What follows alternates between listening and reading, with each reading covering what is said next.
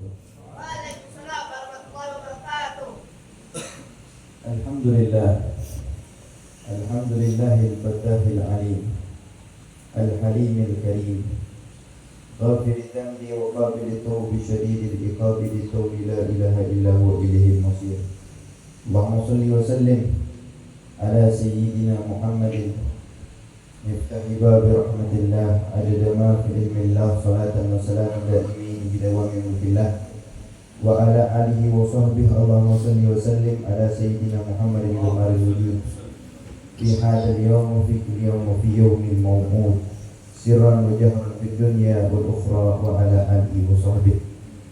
Hadirin mukarramin wal mukarramin yang sama-sama kita hormati dan kita muliakan guru kita, pimpinan Majelis Zikir wa Ta'lim Majelis Nurul Huda Al-Habib Idrus Al-Kaf.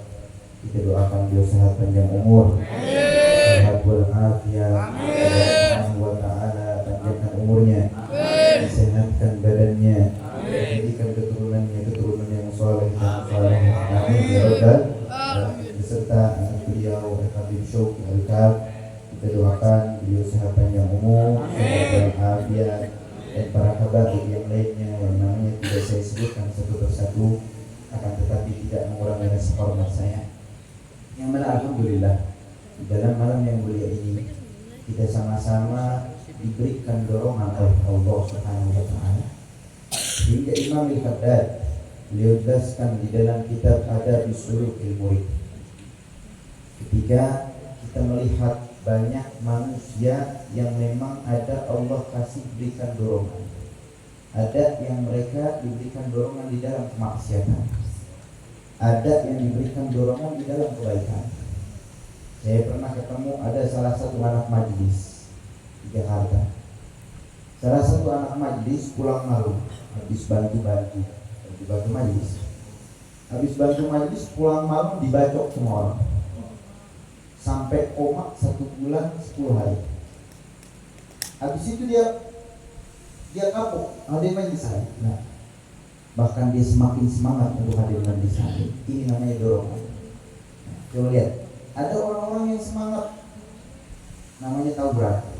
Ya, sama-sama, ya, misalkan sama-sama dibacok. Cuma dia Allah berikan dorongan, yang mana dorongan tersebut untuk jauh dari Allah. Tapi ada yang Allah berikan dorongan di dalam kebaikan. Nah, Imam Al-Haddad beliau jelaskan ketika seseorang berada di dalam sulukil murid, berjalan untuk menuju Allah, pertama yang harus ditimbulkan al-ba'is, dorongan di dalam hatinya untuk cinta terhadap akhirat. Ini dorongan. Makanya Imam Al-Haddad beliau bagi manusia menjadi 4 golongan. Ada manusia yang pertama, man tayassarat alaihi matalibuhul ukhrawiyah wa ta'assarat alaihi matalibuhud dunyawiyah fahuwa min warasatin nabi. Yang pertama, ada yang memang Allah Subhanahu wa taala permudah nih orang gampang di dalam menggapai akhirat. Hadir majelis taklim rajin di mana-mana. Ya. Tapi urusan dunianya susah. Mau kerja dikeluarin sama orang, mau yang namanya dagang bangkrut terus, ya. Mau apa lagi susah urusan dunianya. Kadang kita lihat, ya, kadang ada yang ngaji tuh, ya, pakai motor smash 2008 seheranya ngebul. Yang kayak gini ada, tetap rajin. Tapi ada orang motornya baru ngeredit buat goncengin cewek. Kayak gini. Allah memang permudah dia urusan akhiratnya, tapi dipersulit urusan dunia. Ini orang dapat warisan daripada Nabi. Beruntung. Berarti nanti, ya, hisabannya kurang. Jangan ngeluh. Ini ngeluh, ya Allah saya udah rajin istiqomah di majelis taklim, kok nggak kaya-kaya? Masih aja belangsak hidup, ya Allah. Motor udah jelek, ya Allah. Mana mau hadir ke majelis taklim, mau 4 kali. Mau 4 kali datang ke majelis taklim ya tinggal makan kebuli udah. Ini subhanallah. Ini orang berarti akan dapat warisan daripada Nabi. Jangan ngeluh. Lihat Nabi Muhammad SAW. Nabi kurang apa 2 bulan Di dalam riwayat Nabi pernah 2 bulan berturut-turut gak makan kecuali kurma sama air. Ada yang kuat? Ada yang kuat. Ya. Makanya jangan ngeluh. Karena kalau urusan ngeluh, kita ngeluh. Apalagi seringnya ikan teri, ikan gabus. Pinjam dulu 100 biar silaturahmi gak putus. Kadang kita kayak gitu. Ya. Ngeluh sama orang. Cerita susah, udah sumpah. Ya. Kita juga punya kesusahan, cuma gak diceritain sama orang lain, betul? Ya. Kalau cerita susah aja, orang udah gak bakalan deketin sama kita. Makanya jangan yang namanya ngeluh. Ya. Urusan dunia, jangan ngeluh. Harusnya urusan akhirat. Ya Allah, kenapa ya saya gak rajin sholat duha, gak rajin baca Al-Quran. Ini orang tadi kadang yang namanya gampang, sholat duhanya 8 rakaat. Sampai saking kayaknya 12 rakaat. Ini ada apa nih? Ini kelebihan. Baca setiap sore, baca Al-Waqiah tetap aja. Kalau memang nih orang disusahkan sama Allah, berarti golongan pertama, ya, dapat warisan dari para nabi. Beruntung. Ambil hikmahnya apa? Oh, Allah nggak mau menghisab kita banyak-banyak. Ya. Jangan ini ngeluh, kesana ngeluh, kesini ngeluh. Baik. Ini golongan pertama. Yang kedua, waman tayassar alaihi matalibuhul ukhrawiyah wa dunyawiyah fahuwa min ashabil yamin. Golongan kedua, Allah permudah urusan dunia, Allah permudah urusan akhirat. Fahuwa min ashabil yamin. Golongan kanan, orang-orang beruntung. Cuma yang kayak gini jarang.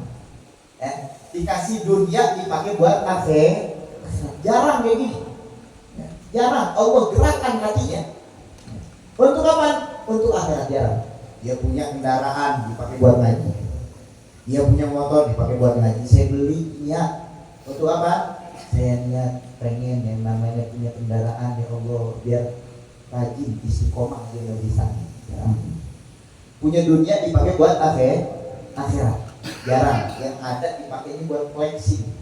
Ya. Pakainya buat gaya-gayaan. Ini orang-orang beruntung kayak gini jarang makanya.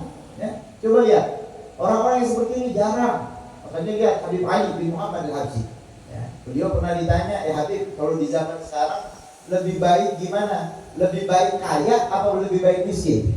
Maka disebutkan kadal faqru ayyakuna lahu kufran. Kadang kefakiran menyebabkan orang menjadi kufur. Ya. Makanya boleh yang namanya kita kerja. Cuma apa? Semangat. Punya kerja sisihin duit berapa? Buat Habib Majlis ini. Ya, ada di Jakarta. Saya pernah hadir. Orang tukang ngojek, ya. Saya ini sebenarnya pengen punya harta banyak, pengen ngasih guru nih yang banyak tuh pengen. Cuma ya semampunya saya seminggu sekali, dia cuma nyumbang apaan? Air 2 dus. Semampunya saya segini, doain saya biar jadi orang sukses. Biar saya sumbang di majelis taklim itu ya. Allah gerakan. Ya, makanya Allah gerakan itu bukan nunggu kaya dulu, bukan. Ketika mampu dia sisihkan, ini orang-orang yang spesial.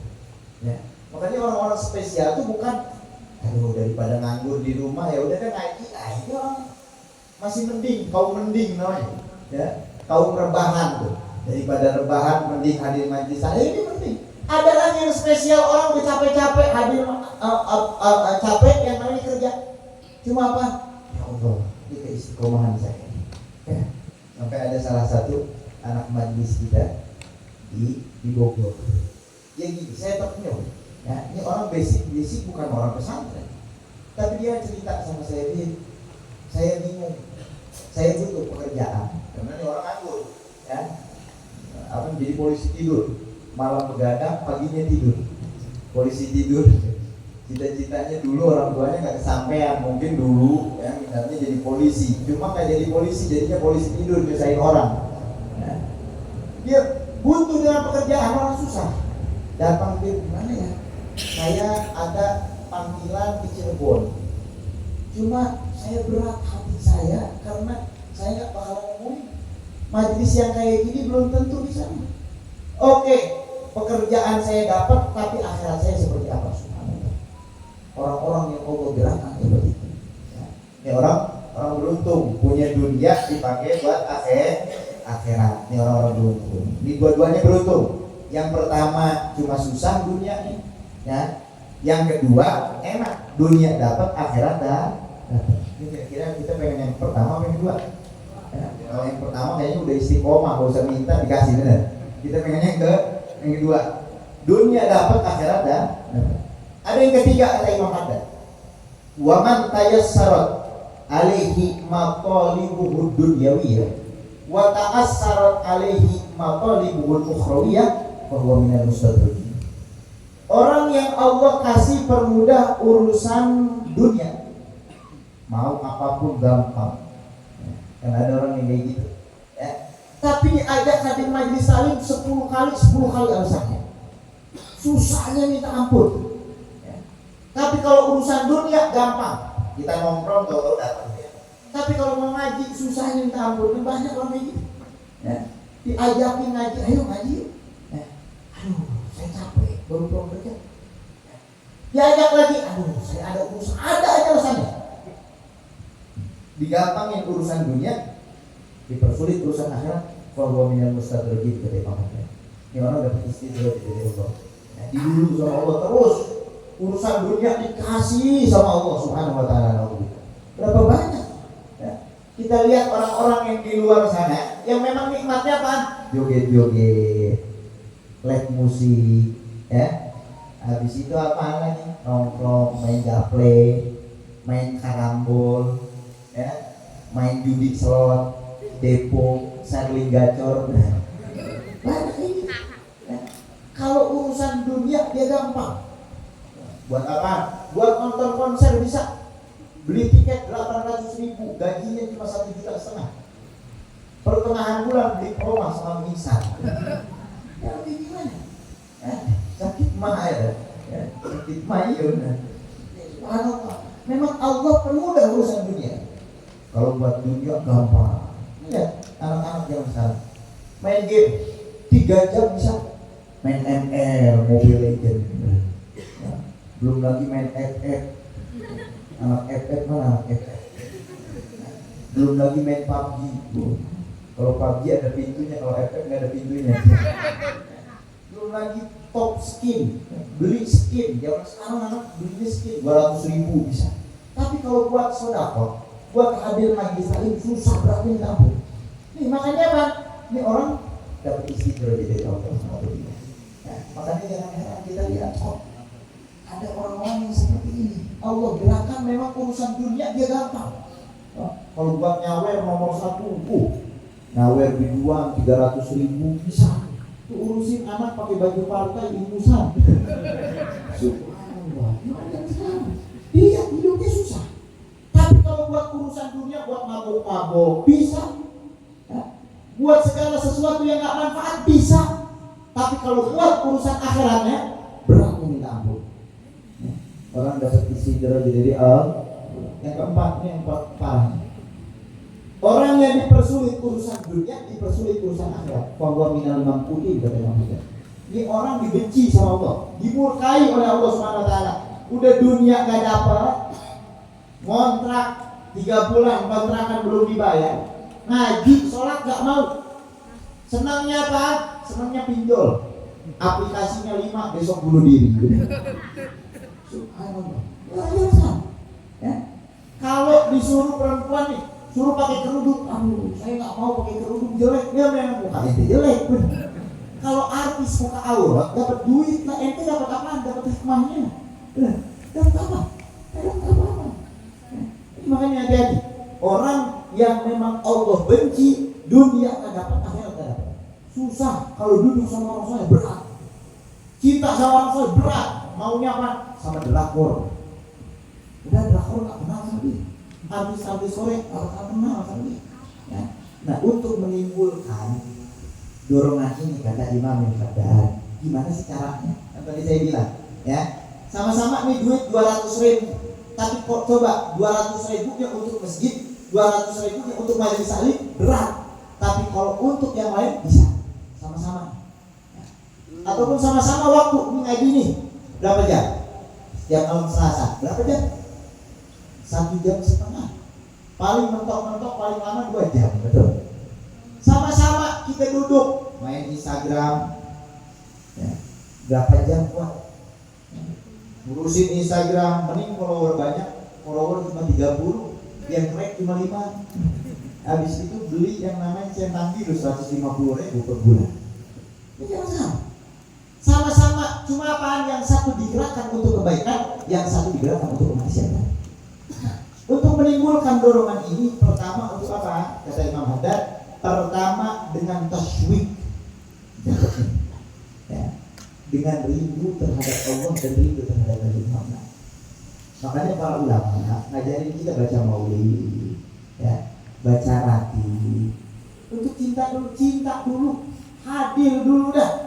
Nggak usah paham ini, nggak usah paham itu, minimal apaan? Cinta, modal cinta. Ya. Makanya cinta ini bukan hanya untuk orang yang ahli ibadah. Ya. Sahabat Nu'aiman, ini Nu'aiman nih, ya, yang bikin senyum Nabi Muhammad SAW, bikin ketawa Nabi Muhammad.